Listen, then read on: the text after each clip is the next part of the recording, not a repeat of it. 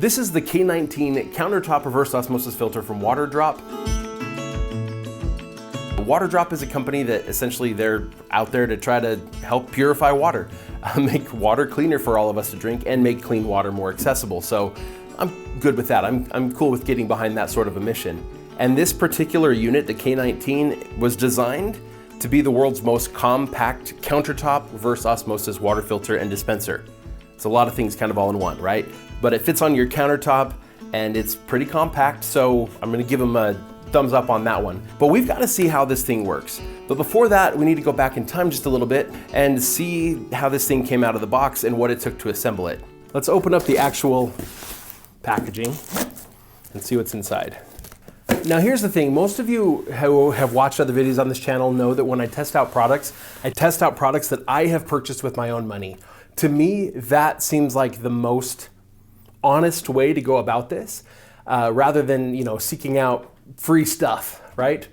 But, Waterdrop approached me and said, hey, we want you to test this out. And I'm like, okay, but I'm gonna give an honest review. And they said, that's great, that's what we want. So that's what I'm doing here. I have no skin in the game when it comes to Waterdrop. They did not sponsor this video. The only thing that I received is the filter itself, and I received the filter for testing purposes, and I assume I get to keep it. Also, if it's a great filter, I may recommend it, and then you could use an affiliate link. That's how I would make a living off of this type of deal. But in reality, I will never recommend for you a product that I don't personally approve of, that doesn't have my stamp of approval. I'm gonna call it as I see it. And if they're like, hey, we hate your review, take it down, I'll say no. And I'll ship them back their dang filter. So that's what we're gonna do. We're gonna test this thing out. So first off, so it's got some instructions on it, but this is like a lid, right? For the filter. So that's what the instructions are for, is replacing the filter. This here, I'm presuming, actually has my instructions in it. Okay, this is operation and settings, but it is not like a setup. So we're gonna see if it actually requires any real setup. Little pro tip, I've assembled a lot of things.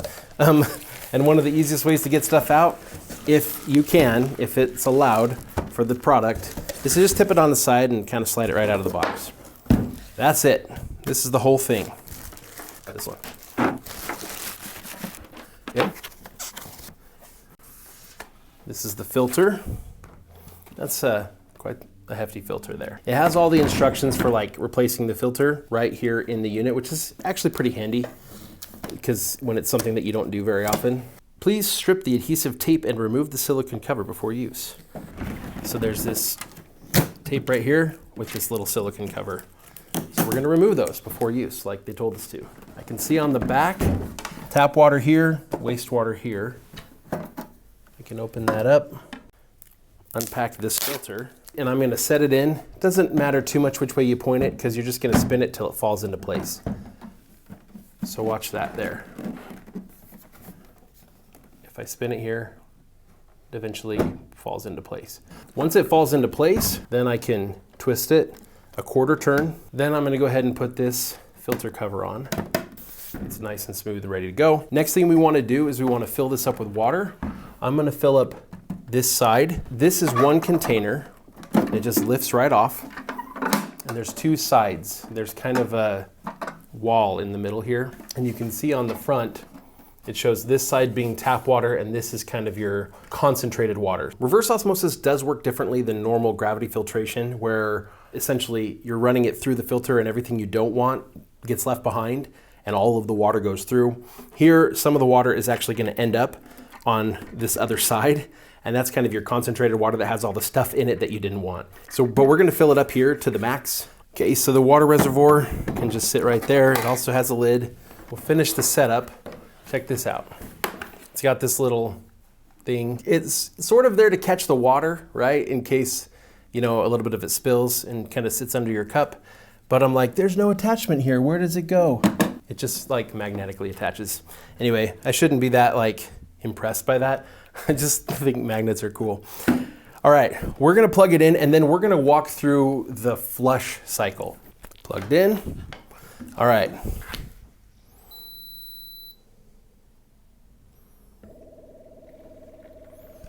The first step is automatic. It says it's gonna do this for 5 minutes. And then if the screen displays L1, we're supposed to change out the water. Basically, the quality of the water is really bad. But essentially, it's gonna run through, it's gonna do a bit of a flush. Once that's done, it tells me to use a 1.5 liter container. I'll just use a container that holds at least 1.5 liters, and to actually dispense 1.5 liters of water from the dispenser. And then it just says circular flushing for 3 liters. So circular meaning it goes back. So we're gonna pour that 1.5 liters back in here in the top, and we're gonna do it again. And we're gonna pour another 1.5 liters back in the top so that there's at least 3 liters that go through this system, and then it'll all be flushed out. Okay, it says L1. So we're gonna go ahead and I'm gonna replace the water in this tank. All right, that's totally ready to go now. So we're gonna go ahead and we're gonna get 1.5 liters out of here.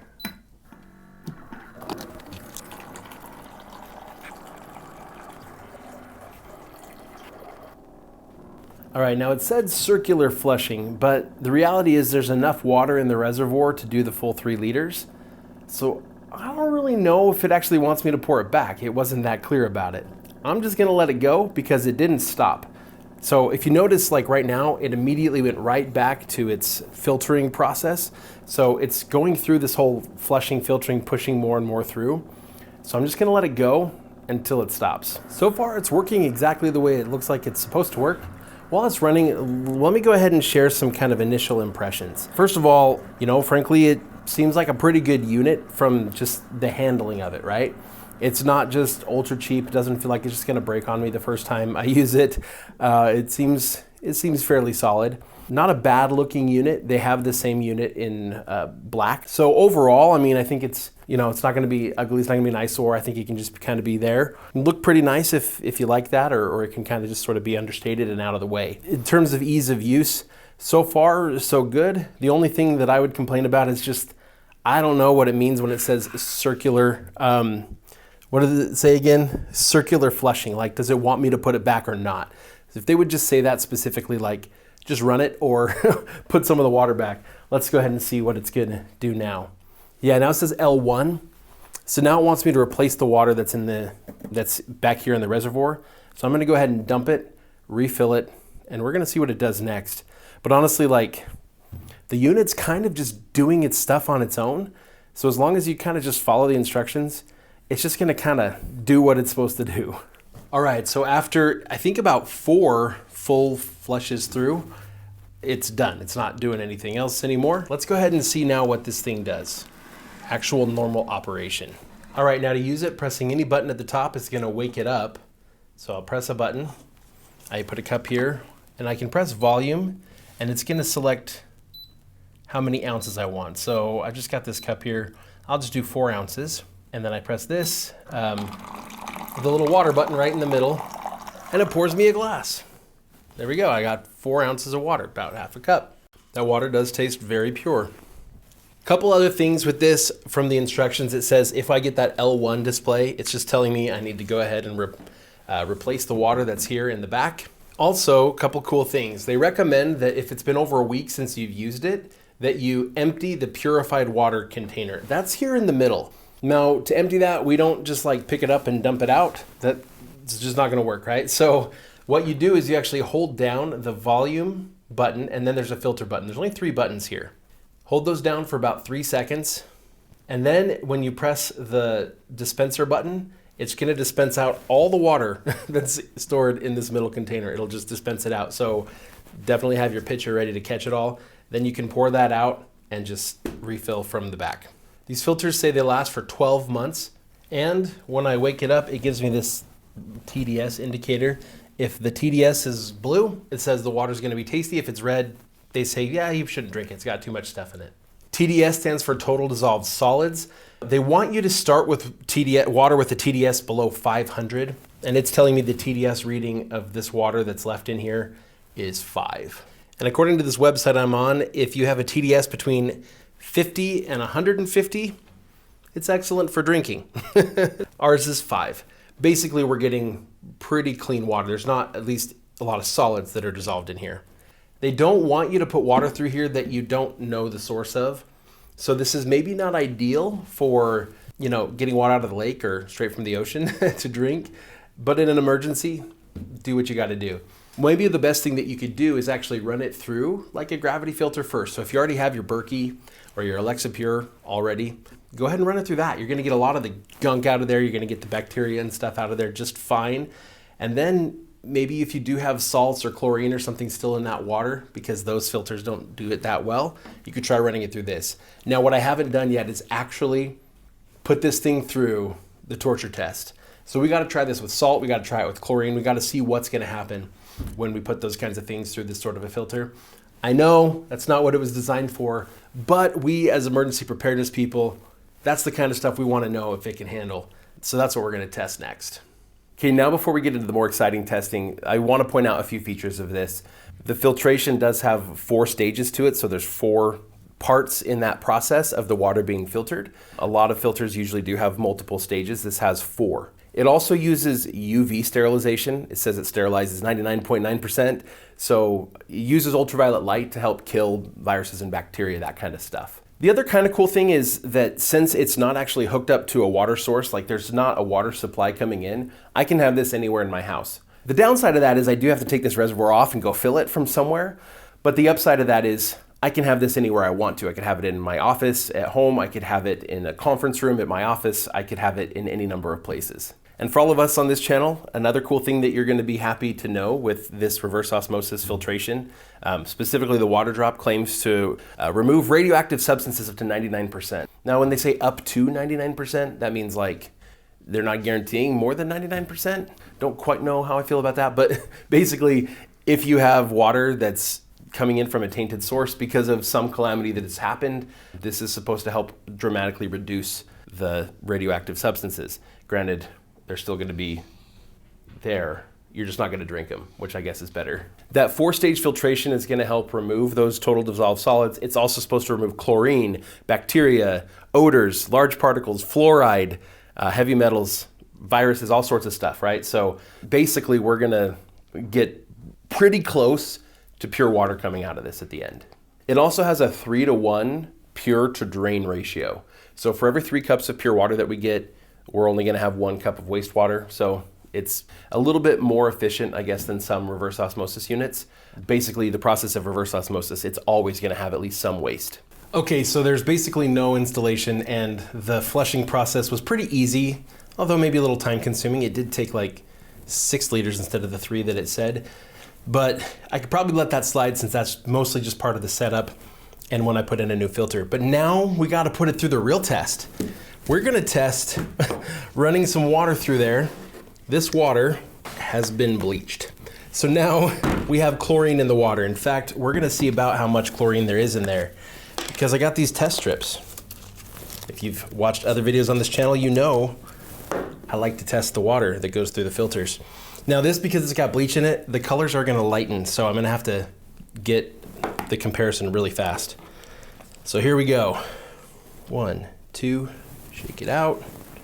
Chlorine, of course, is like right up in the middle. Okay, the chlorine is basically like off the charts. It's supposed to be anywhere from like a light cream to like this pink, and this is like dark brown. It's this one kind of right in the middle, the one I'm pointing to. It's not light in color, we'll put it that way. There's a lot of chlorine in that. Now we're gonna pour it in. Hopefully without splashing my shirt. You cannot bleach the plaid. Okay, cool, so it started right up. It senses that there's water in there. It's saying 5 TDS, which makes sense. There's not a lot of dissolved solids in there. Plus, there's the water that's already in the filter. So here's what I'm gonna do. I'm gonna go ahead, dispense some water. I'm gonna do that a bunch of times until I can see this water level really going down, and then we'll do a test. I'm gonna change the volume to 8, and I'm gonna fill up that cup every time. Still smells like clean water. All right, cool. Now it's gonna be pulling new water out to filter. That's what that symbol means. I got this new test strip here ready to go. All right, let's see. I don't smell anything yet. Hopefully I'll never smell anything. I don't think so. The water level in here has definitely dropped quite a bit. So I'm pretty sure that we've got some chlorine running through there. Okay, it's gonna pump again. That just tastes like water to me. Once this is done pumping, I'm gonna go ahead and do a couple more cupfuls and then we'll test one. Then we got another test to run. I got some drink packets here. Should turn the water purple, and I wanna see how well it gets that out. Even my gravity filters was able to change the coloring I did Kool-Aid, and it came out crystal clear from the Berkey and the Alexapure. Not so much from the Purewell, but from the Berkey and the Alexapure, it came out totally clear. I fully expect that this is gonna filter out 100% of the coloring and the flavoring, but we're gonna see.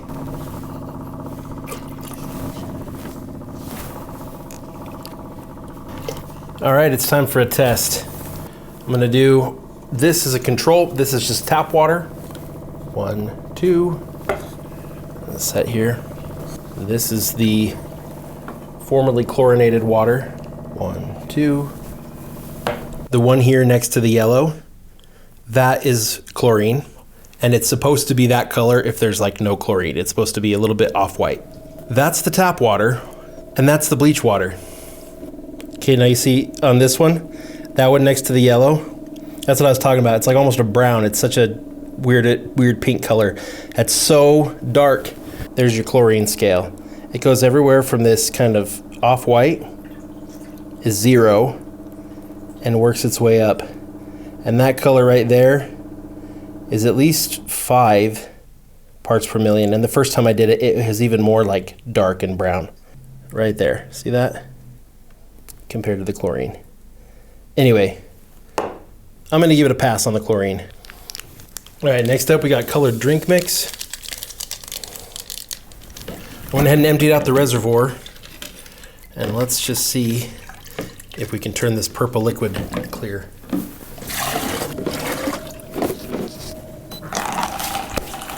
While that's running, I'm gonna go get some salt water.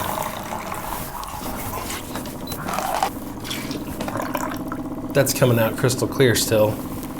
I'll run a few more just to make sure.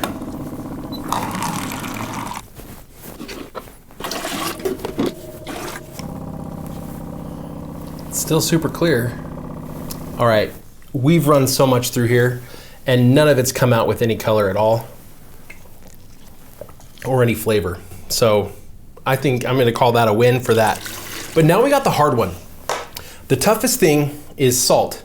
Salt, like some other things, is a lot harder to filter out because the salt particles actually ionize. They actually separate and when it dissolves in the water. It's not just like long sugar molecules. It's these little tiny individual atoms that are literally splitting apart, like not splitting the atoms, but splitting the molecule into sodium ions and chlorine ions that are attached to the water. So it's really tough to filter that out. And reverse osmosis is supposed to be able to do it. So I'm gonna dump this and I'm gonna put in some salt water. There's my salt water, it's in a pan. I'm gonna go ahead and use a test strip on it. 1, 2. Okay, the sodium chloride is literally off the charts. It's the second one from the end there that's kind of light colored. If the sodium chloride is low, the color's supposed to be like a deep red. Look at that. At 2,000 parts per million, it's supposed to be that light pink. And look at mine. It's like white. I got a lot of salt in there. So we're gonna pour that in and see if it's able to get that salt out. I did this exact same thing to the Berkey and the Alexapure. You should go check out that video if you haven't yet. It didn't turn out very good. Okay, look, total dissolved solids. It's saying 123. I'll run some water through this. And there's definitely still salt in that water. Let's see if it did anything. Now, if you remember from my other video, the Berkey and the Alexapure, it couldn't get it from this white coloring to anything else. With this one, we've actually managed to reduce the salt concentration. The only thing is, it's still way up there, probably above 2,000. So we would probably have to run it through multiple times to be able to reduce the salt to a drinkable level. So I'm gonna go with this is not gonna be great for desalinating like ocean water, but it made some headway. I'm gonna give it that. So I think it's a great option. Here's the downside that I see. It's electric, so it does require electricity, although we were testing and it pulled very, very little power. But as with all electronic things, that's just more parts that can fail. And so there's the downside. Really, the only downside in my mind And frankly, it does a better job. So I'm curious what you think. I'd love for you to share in the comments below. What do you think about using like a countertop reverse osmosis, like for example, this Waterdrop filter, versus using a gravity filter like a lot of emergency preparedness people have been doing for a long time? Honestly, I think both are fantastic options, and I'm glad that I have this one, and I'm definitely gonna put it to good use. And maybe to good testing? If there's something else you'd like me to test on this water filter, let me know in the comments below, and we'll make sure we do that in a future video. So if this video has piqued your interest in considering a Waterdrop or any reverse osmosis unit, I do want to let you know a little bit about the pricing of this. This one comes in at manufacturer suggested retail price of $359. Right now, they're actually running a sale. You can use coupon code WDK19, WDK19, and you can get $80 off that unit over at waterdrop.com. Or you can pick up this unit from Amazon, and the sales should be reflected there too. I'll put links to both of those in the description of this video, as well as in the pinned comment. I'm curious what you think about reverse osmosis, how this compares for you. I've used this now, I've used gravity filters as well. And I mean, having clean water is one of the most important things we can have for survival in any sort of emergency scenario. So from a preparedness standpoint, I'm all about having good filtration. The downsides here, right? We need electricity to be able to run this. But the upside is what we get is gonna be even cleaner that even most gravity filters are not gonna be capable of removing. So weigh those, and I'm curious to know what you think in the comments below. Let me know. Do you think something like this is gonna be worth having for your emergency preparedness supplies? Thanks for joining me today, and we'll see you in the next video.